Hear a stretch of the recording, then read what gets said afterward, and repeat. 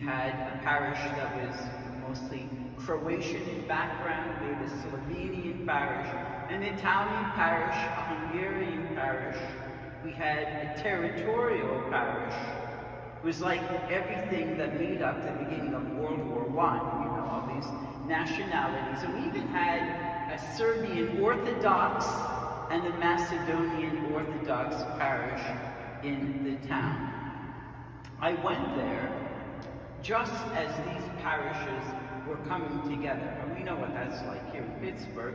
We've been doing that for a long time.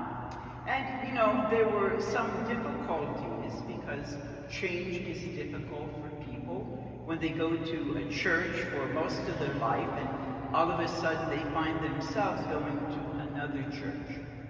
So I, as the parochial vicar in the parish, worked real hard to try to bring people together.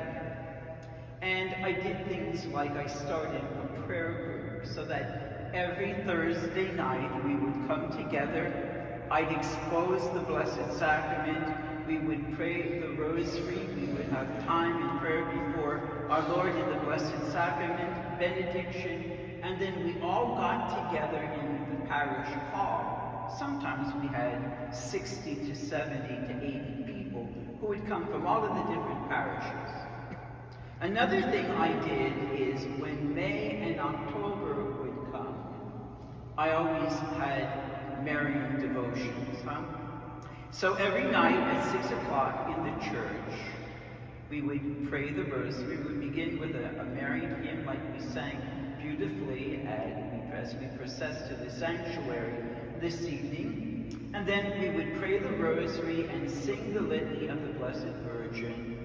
And then close, we'd have a short sermon, and then close with another hymn. And the first time I did it in May, as I finished the devotions and went downstairs, there were steps that led up from the street. I would stand outside and greet people. And there was a couple came up to me who were elderly at that point in time.